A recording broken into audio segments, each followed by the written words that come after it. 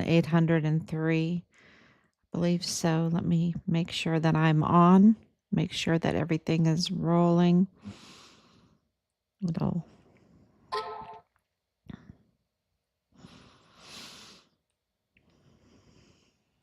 Okay. We are. It is early in the morning. It's after 1 a.m. here. But it can't be helped um, because we have been given so much information today. It's every day is jaw dropping, and anyone who has kept up with this case. Sorry, it's been a busy day. I have a piece of hair or something in my mouth. Oh, there it goes. Okay. Um, Sorry about that. 1,000. Let's start over. 1,803 days since Richard was forcibly removed from his barracks room and his life was taken from him on Fort Bliss in the line of duty, which has been confirmed by the DOD. He's been officially designated as killed in the line of duty, and with the other designations that we have, all the other paperwork that we have, it is confirmed that he was murdered on Fort Bliss in the line of duty for being a whistleblower, and reporting on the criminal trafficking, being in communication with Washington, D.C., being in communication with FBI Houston, being the IG all over the barracks because of Halliday,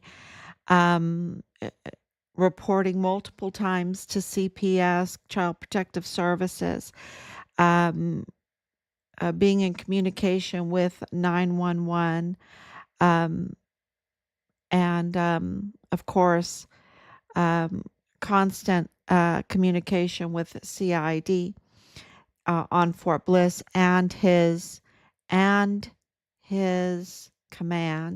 command, which was very dirty. They're very dirty. His command is very, very dirty. And every day we get information, and it is implicating the Bill Hicks, the fake district attorney for the 34th Judicial District Attorney's office there in El Paso, and now even uh, James 2028 Stamp Montoya, the fake DA of the 34th Judicial District Attorney's office there, who actively, both of them actively, targeted the duly elected Yvonne Rosales for removal um, from that office because she was actually investigating, right? She was actually doing her job, um, prosecuting. So they couldn't have that. They had to remove her and usurp the position and not install properly, not follow the instructions that the Texas Constitution outlines to be the district attorney of the 34th Judicial District. And so both of them are illegal. Both of them in a court of law have botched cases left and right. I mean, every case that they touch, they botch because they're not legal. You know, you just can't have a baker, butcher, candlestick maker come in and say, okay, I'm the DA now, and not sign the paperwork, not do what is necessary under the law to be the district attorney. So, both of them now, the evidence is piling up with Purchase Funeral Homes and the over 1,000 families now. Um, the bodies, the rotting bodies that were found at the dumping ground, the narco cartel dumping ground that is connected with Purchase Funeral Homes and other funeral homes.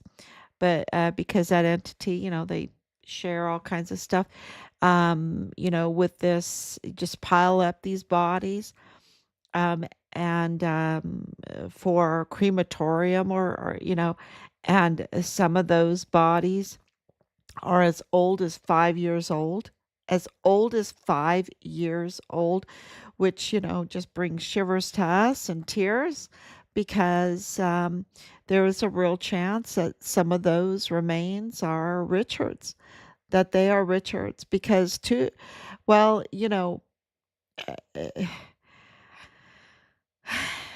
all the evidence points to um, partial remains, right? Partial remains, what they did to him, and we know that the officials in Juarez, Mexico, have not done forensic reviews over on those bodies. There are, 1,000 bodies now piled up. It's a real humanitarian crisis, and it needs to be covered left and right, and demand a forensic review of those bodies. I think they have said six, they multiple in uniform. Uh, you know, six have been identified, um, and then in the pictures, you can actually see the leftover trauma on the bodies. I mean, black tape wrapped around their head. The woman in her underwear, where you can actually see still blood on her body and everything like that. This is absolutely a disgrace of Purchase Funeral Homes and the other funeral homes involved. Also, the narco politicians that are involved in this, that profit off of this. This is absolutely sacrilege.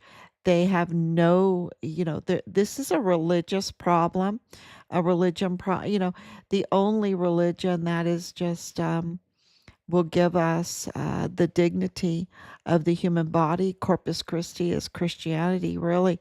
And you can argue that point, but look at the mess that's over there.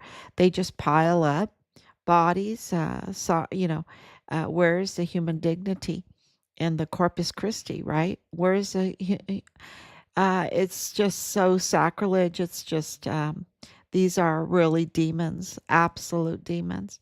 Um, so, but the bottom line here is that there needs to be a forensic review. We need to know the identities of these individuals. We need to know what happened.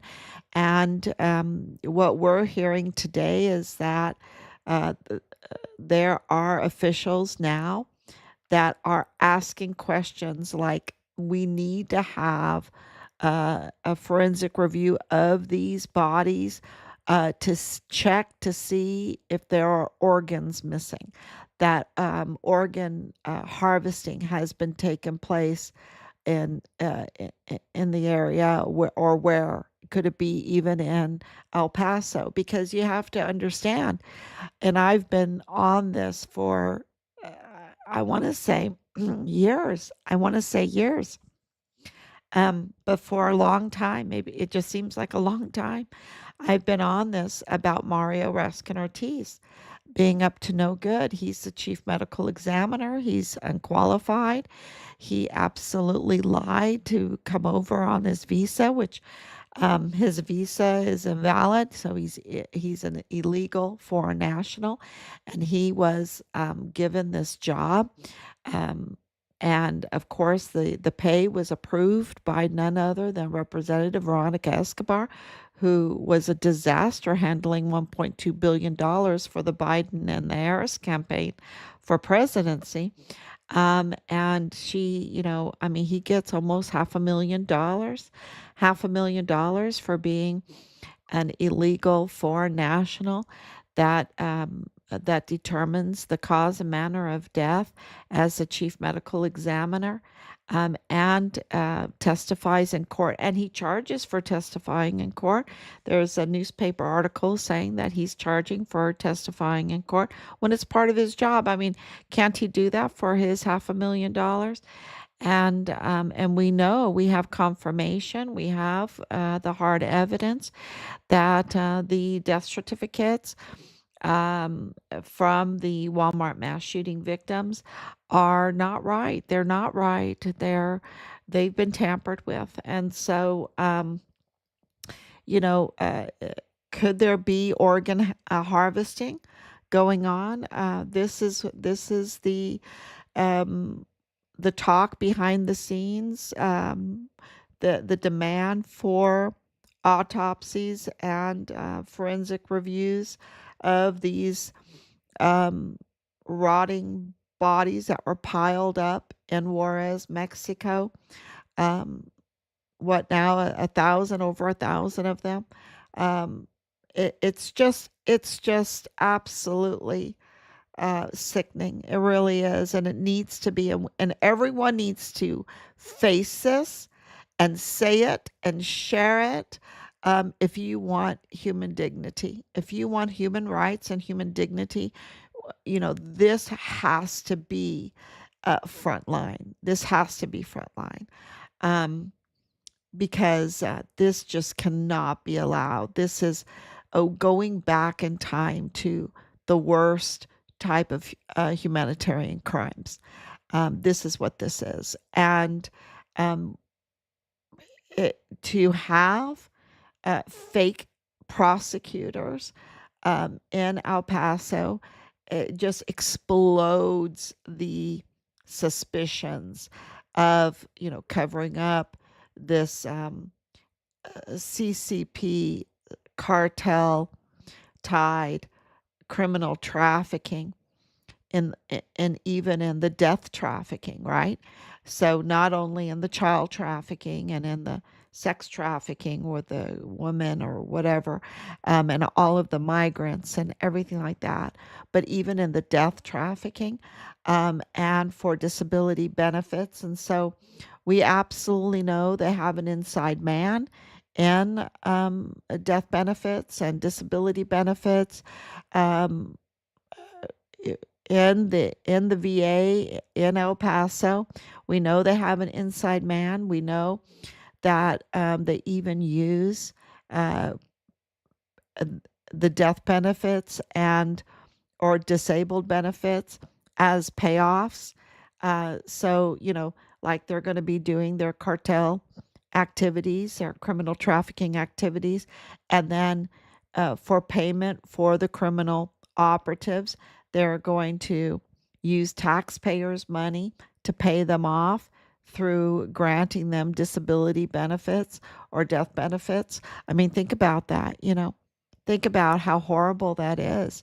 Um, it's just, it just, you know, we have to stand up to it, and so here we are, um, and there is indications because Richard was worth so much, and his remains are worth so much that they didn't just discard his remains. They wanted to monetize it. They want to monetize the remains and remains of other family members. And now you have over 1,000 families, over 1,000 families now outraged, wanting answers. And are some of these bodies in Juarez, are they Americans? Are they American citizens? Have their organs been harvested? Have they been victims of violent crimes? Have they been victims of fraud? Fraud for funeral homes that say they're going to cremate and then they just give you animal ashes and tell you that it's your grandma, right? Tell you that it's your wife. Tell you that it's your husband. This kind of fraud, right? And do we know that that there is indication of fraudsters being involved? Oh yeah, look at Rosa Maria Valdez Garcia. She's a big time fraudster. Lalani Hart is a big time fraudster. Are they, is there suspicions for all their money laundering and everything? Absolutely. And Danae Katz and Gonzalez Embris, she's a big fraudster. Bill Hicks is a fraudster. Bob Moore is a fraudster. Look at James Montoya. Look at he's such a fraudster. Look at the breaking news that we have today. It's just so much breaking news that here we are having to stay up all night. There's no time to sleep. to keep up with all the news that is coming in, to stand up for human rights, to stand up for our son, to stand up for our military, for our country. There's just no time to sleep. We have to do this, otherwise we're going to lose our country, because you have the likes of James Montoya and his wife, uh, Amila, Amila. I don't know how to say her name.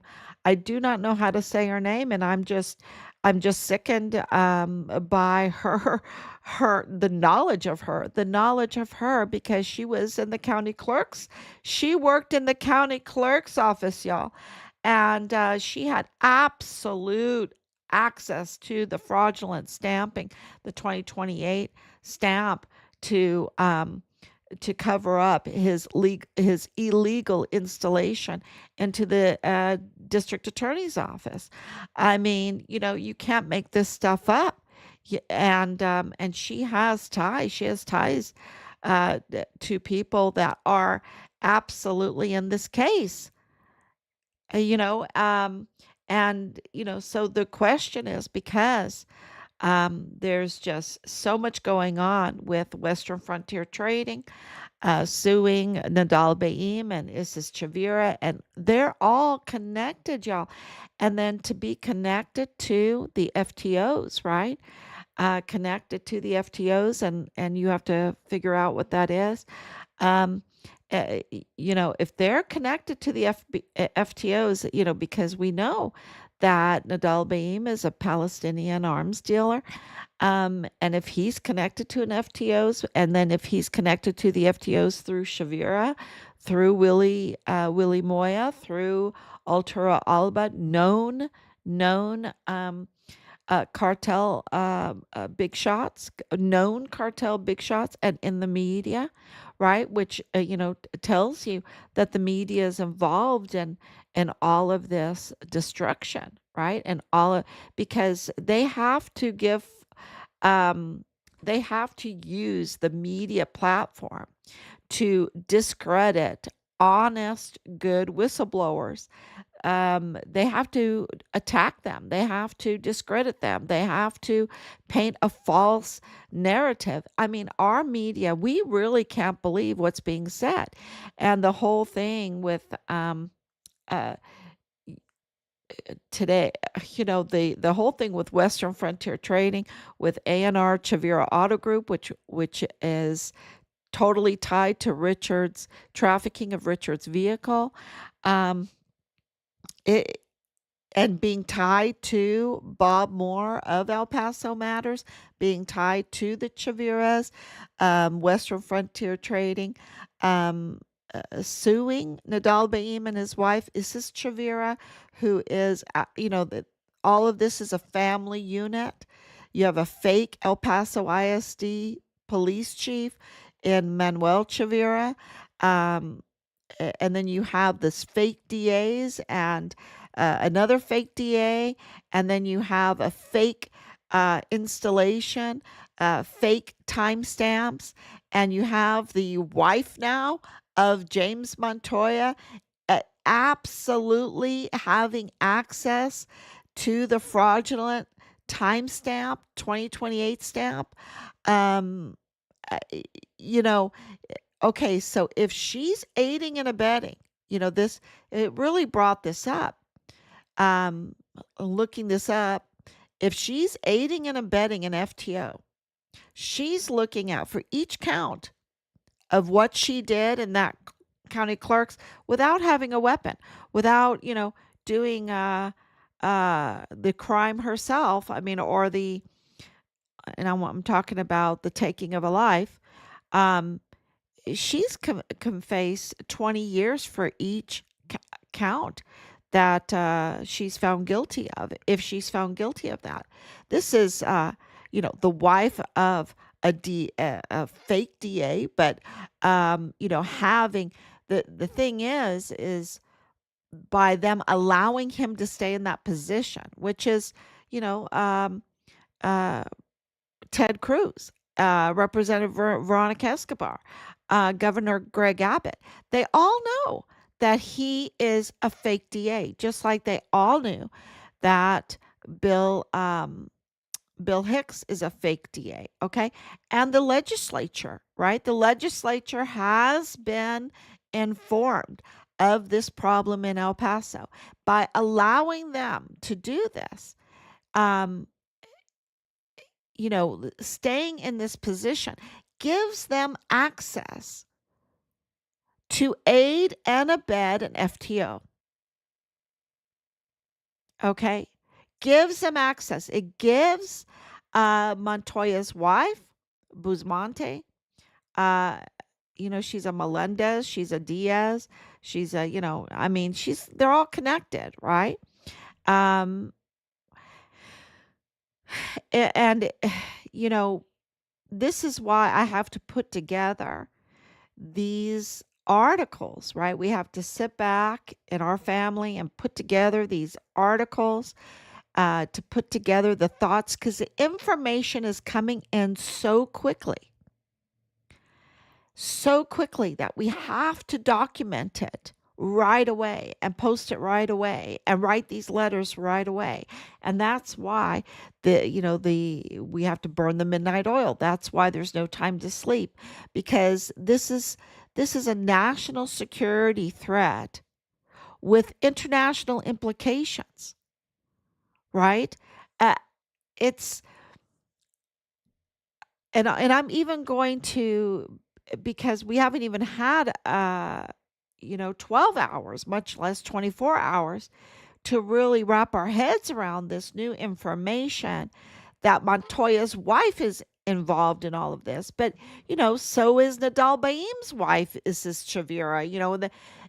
She's so involved in this with property and everything that they had to get a really quickie divorce, a really quick, because Western Frontier Trading is suing them, right? Which to me is indications that something's afoot.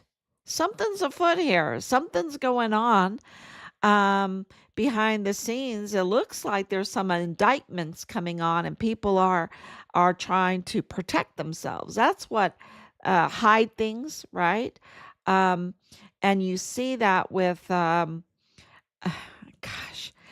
it's just so clear that so much is happening behind the scenes because we are getting so much information, breaking news every day, every day.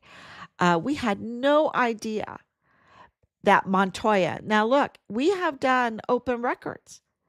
The clerk's office absolutely should have alerted us to the fact that Montoya had a conflict of interest, but Montoya should have alerted El Pasoans that he has a conflict of interest, that his, um, you know, baby mama is in the clerk's office, and then they just a couple days ago seal the deal, make it legal, and what really, it's a restitution to God, to get married, that they got married. And it just, what in the world is going on that everything is so compromised with the cartel, with FTOs in El Paso, that, what is it? We've been counting about 40. And then if you add the generals, that almost pushes it to 50 that need to be indicted, in this. Um, that are aiding and abetting FTOs. And so here comes the wife of Montoya.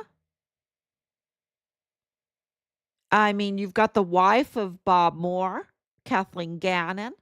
You've got the wife of Alexandra Chavira, or not the wife, but the baby mama for Raquel Primo. You've got Lilani Hart. You've got Rosa Maria Valdez Garcia. You've it's just what is going on? Is this Chavira, Christine Chavira, or Sanchez? Right? So the Sanchez. I mean, You've got Cynthia Hernandez, which is the wife of Jesus Nieto, who's, his wife is right there in intelligence on Fort Bliss. This is really, oh, you have Melissa Melendez, and I don't know if Melissa Mendez, sorry, Melissa Mendez, who is the wife of George Torres, uh, also FBI, right? Um, and is she related to um, Montoya's wife? Uh, you know, I mean, this is,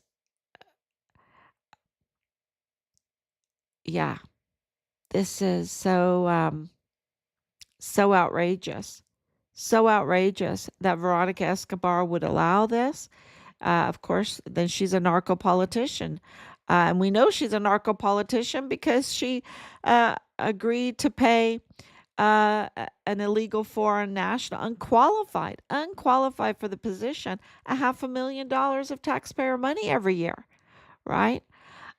So, yeah, it's and and here, like, Ted Cruz doesn't have something better to do. He's pushing for more money for Israel. Okay, okay, but look, you are not the senator of Israel. You're the senator of Texas. Hello. It's just yeah. He definitely needs to be called out, and Cornyn needs to be called out. Um so And of course, Governor Abbott, if he wanted to shut all of this down years ago, he could have. And now we have the doctor of Biden pleading the fifth, doesn't want to admit what everyone saw with their own eyes, and that had delayed this case. We had to work day and night to keep our son's case from going into cold case, to keep the leads coming, to make sure that this case was front and center, was a thorn in their shoes that they could never ignore. We absolutely to get justice for our son. I mean, think about, uh, and this is all paid with taxpayer money. We all need to be paid back, y'all. It's not enough to just indict them. They need to pay us back. They need to pay us back. They need to give us restitution. And there is precedence for restitution.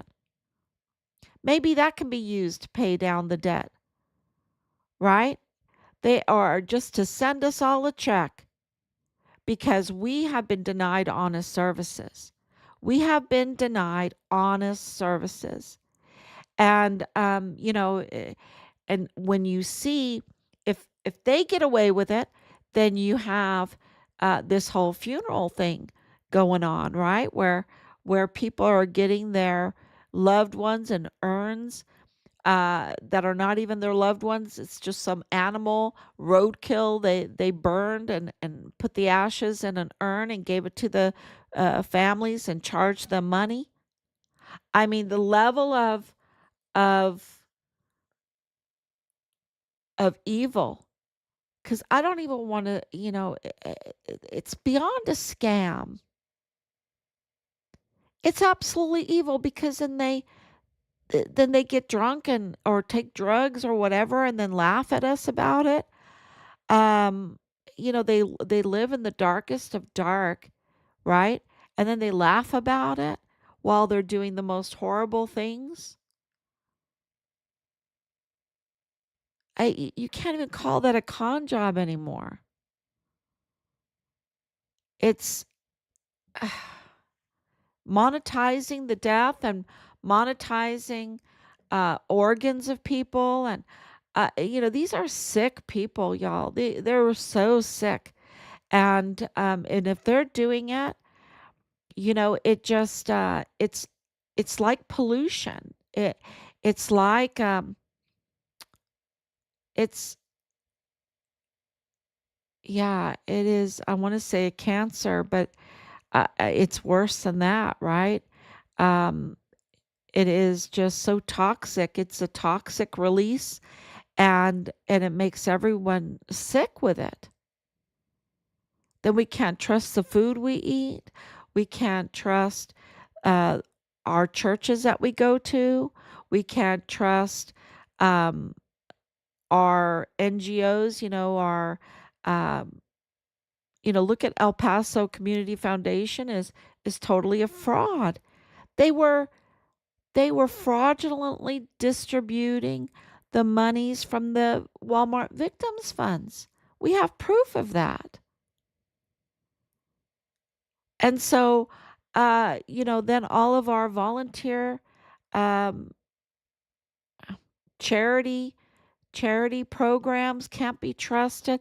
I mean, this is our justice system then can't be trusted.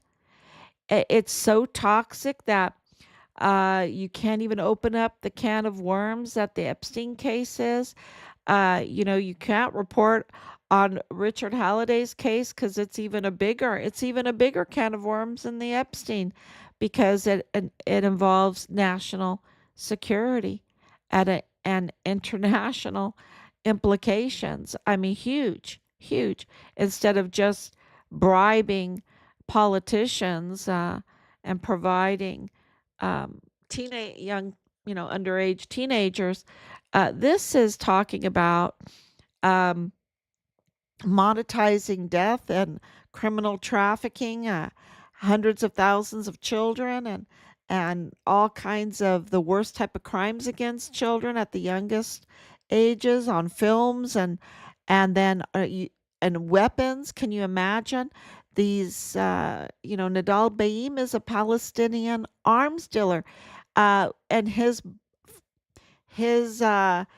son-in-law is G3 in the 32nd AdCom right there, and a lieutenant colonel G3. Uh, how many? I just want to know if they traffic into weapons and ammunition and everything, and to who? If he's Palestinian, where did that go to? And what was that used for? Because we know that the Ukraine weapons, more than half of them went to the Mexican cartels.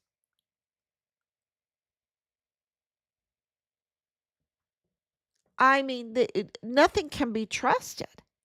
And that's why doing this is so important. I see I have some comments. Martha Martinez, thank you so much for your prayers and your love. Olgazel, El Paso FBI is a fraud, nothing more, nothing less. I called them 7 times and they acknowledged something was wrong, but said I need to have phone recordings. I'm like, how is that? Isn't that their job? Horrible. Absolutely. And look, the FBI, we gave them the CCTV video recordings of Nadal Baim and the audio video of the witness testimonies. And we gave it to them less than an hour after he even went in there. You know, so Jesus Nieto Jr. is so implicated, and George Torres and his wife being in the Texas Tech University Science. So even our universities are not trustworthy because that Texas Tech University Science Center, um, they they get bodies, y'all. They get bodies. And do taxpayers pay for that? I'm sure they do.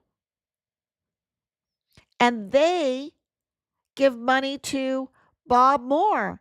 Yeah, let's have Kathleen Gannon and Bob Moore in the media positions to feed the people false stories, mislead them, create false stories, so that the crime is not reported on, the actual crime, and no one will know.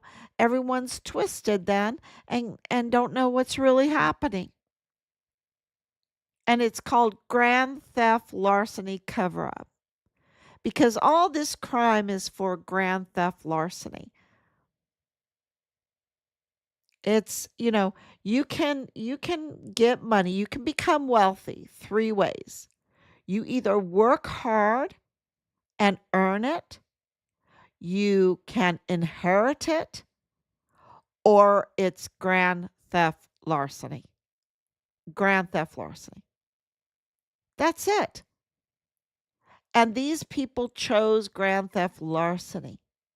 And then they want to skew the government with ideology that says, oh, we want to be all equal, or, then they divide with the whole racist narrative. Let's divide everybody to make everyone hate each other so no one can know what we're doing, that we're picking their pocket. That we're picking their pocket through military contracts, other government contracts like ISD, like the Independent School District, for the children, and get all these big contracts. Um, any other kind of government contract, and then the trafficking. And we'll just fill the positions of this beautiful government with our operatives, with our criminal cartel operatives, and we'll be able to cover up this criminal trafficking that's billions of dollars too, and it's grand theft larceny. And sorry, if other people's children get hurt, if other family members, if we can monetize on their death, we will, and it just gets more evil and more evil, more evil as it goes on. So, this is absolutely where we need to take a stand. And there needs to be a lot of indictments here, because this is the border. This is absolutely a national security breach to the to allowing it to get so big, the gap to get so big that we have humanitarian uh, violating with dumping grounds of rotting bodies right a stone throws away from the border, where they absolutely have cross border access through the funeral business. Through the funeral business. Oh, purchase. They're from Juarez, but we'll let them work in El Paso. They set up all their funeral homes, but they're going back and forth all the time with bodies. And I was told, oh no, they would never be able to get a body across that border. Well, if they've got their notaries, if they've got their funeral workers and their, hearse, and they rent maybe from A&R Chavira Auto Group, and he's El Paso ISD, and then so and so is part of the border people, and so is in the military, mortuary affairs, allowing the transfer, which is Tavita Noosa's brother. He's mortuary affairs. Um, you just can't make this up, that they have their operatives in there.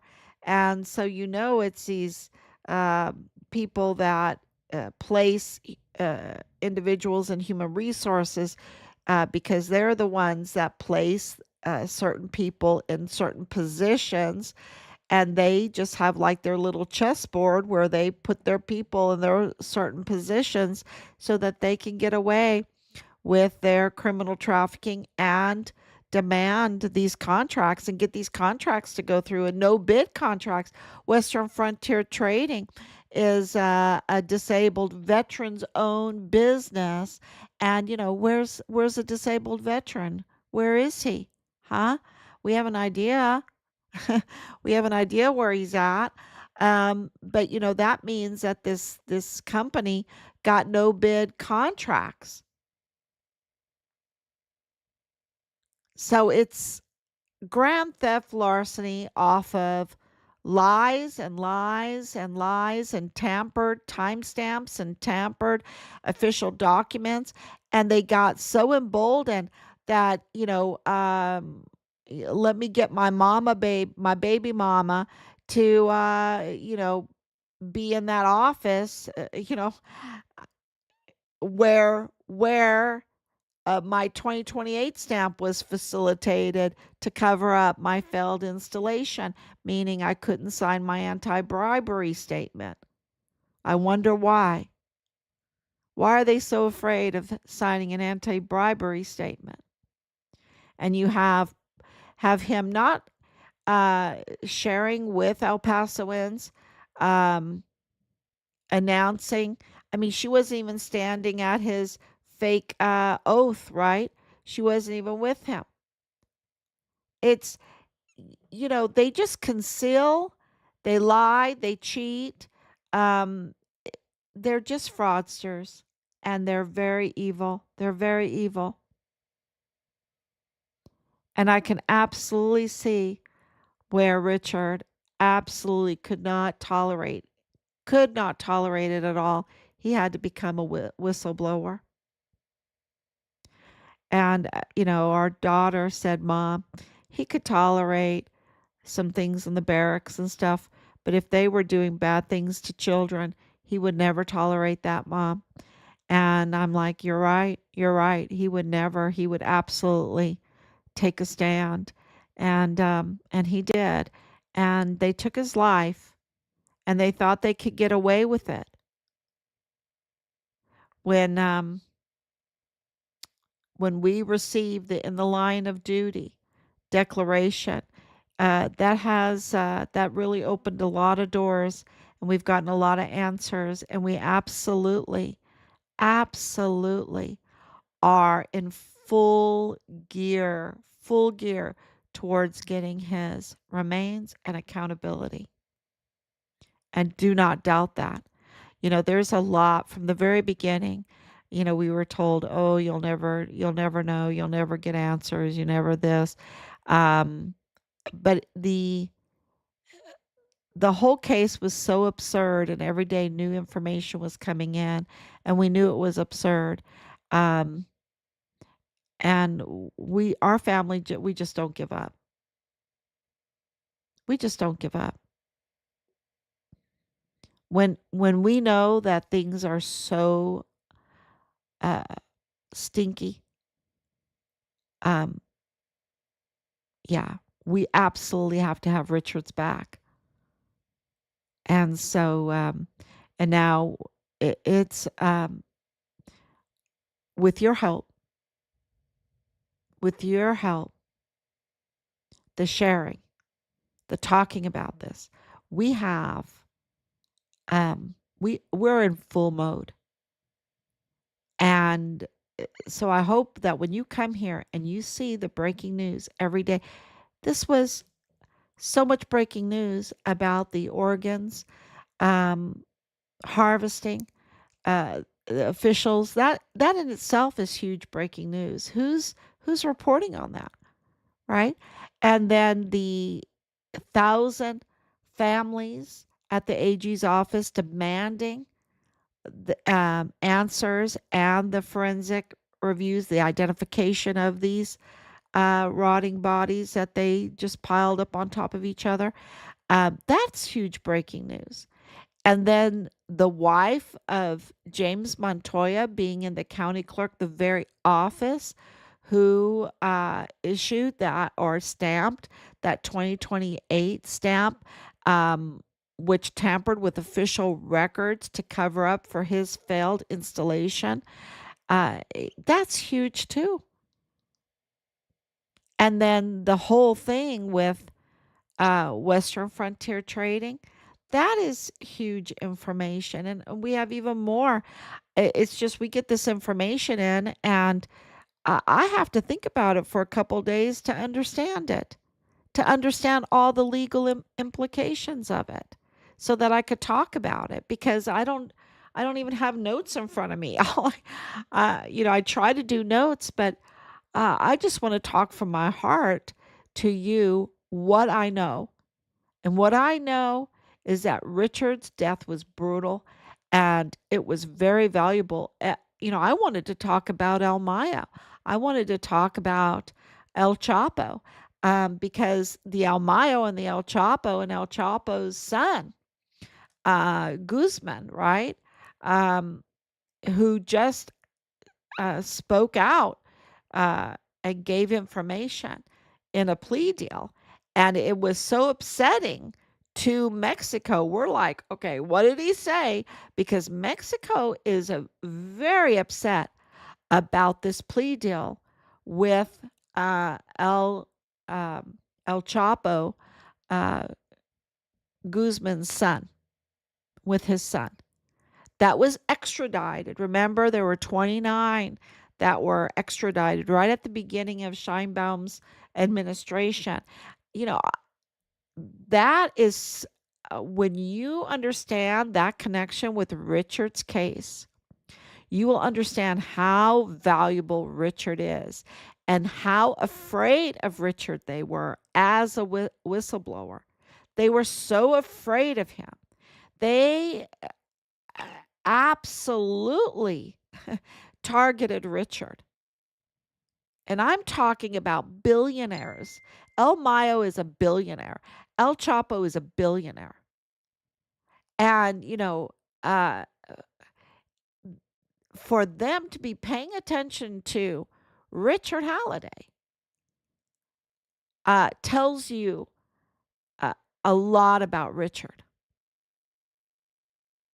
tells you a lot about him and what a risk he was, what a threat he was to the criminal trafficking network that is cross borders with El Paso, Texas, Fort Bliss, and Juarez, Mexico, Sinaloa, also. Um, how important Richard was. And, so pray that, I mean, we're just getting so much information. It needs to be documented and needs to be filed, and so many other things come up in the discovery of those, that breaking news, that even that needs to be filed. Certain open records need to be filed. It really is, um, turbo force right now going forward. That, look, we're at 2 a.m. in the morning. We can't even sleep, and I do this day in and day out. So, your sharing is that is the multiplier. They can, they will do anything they can to shut down, um, the spreading of information because they're protecting their billion-dollar criminal industry. So, sharing is very important, and we are very, very appreciative for that, and also for your prayers, continued prayers, and yeah, just absolutely, because this God's hand is all over this. God's hand is all over this. Um, so thank you so much.